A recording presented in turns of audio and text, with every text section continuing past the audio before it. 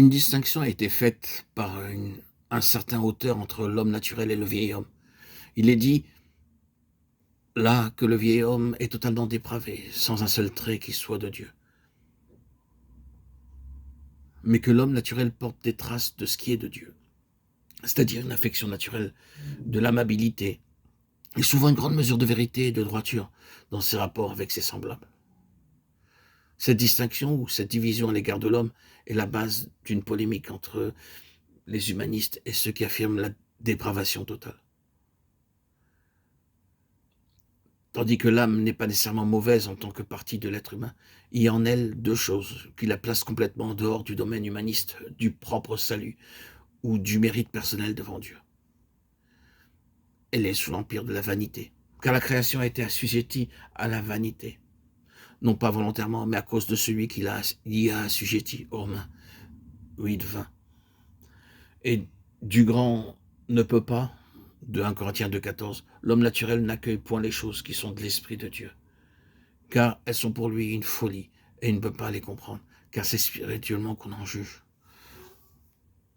Secondement, l'âme est la sphère dans l'homme qui, par sa complicité avec elle, est devenue l'allié des puissances mauvaises. Et ce n'est que lorsque l'esprit de l'homme est vivifié et renouvelé qu'il reconnaît réellement combien terrible est cette alliance. Pourquoi voyons-nous tant de personnes dont la nature est des plus artistiques, poétiques et psychiques avoir été et être moralement si faibles, dégénérées, passionnées, jalouses et vaniteuses? Pourquoi les dictateurs dont le moi éclipse toute autre chose sont-ils si impies, osant braver Dieu? Pourquoi y a-t-il tant de grands intellectuels qui sont si orgueilleux, arrogants et souvent infidèles? Tout cela, c'est l'âme. La réponse est claire.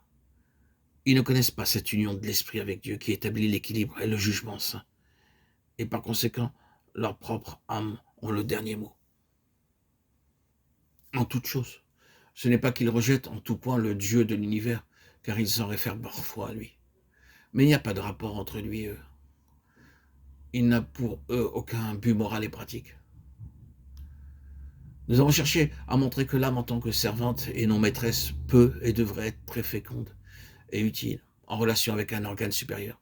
Ainsi, lorsque nous disons de certaines personnes qu'elles sont psychiques, nous exprimons simplement le fait que l'âme domine, et non que l'âme est coupable ou nécessairement mauvaise. L'ordre divin est toujours une loi de plénitude divine. Nous aimerions en même temps rappeler que l'âme est une servante très responsable. En effet, l'ego humain, le moi en tant que vie personnelle et raisonnable, doit rendre compte à Dieu de sa soumission ou de sa propre gloire, du fait qu'elle aura répudié sa propre vie ou bien qu'elle se sera exaltée et affirmée elle-même au-delà de sa mesure et de son propre domaine. C'est pourquoi l'âme qui pêche, c'est celle qui mourra, Ézéchiel 18, 4. C'est la loi de Dieu et elle demeure. Alors même que l'esprit n'est pas renouvelé par la nouvelle naissance, il y a une responsabilité à l'égard de la parole de Dieu.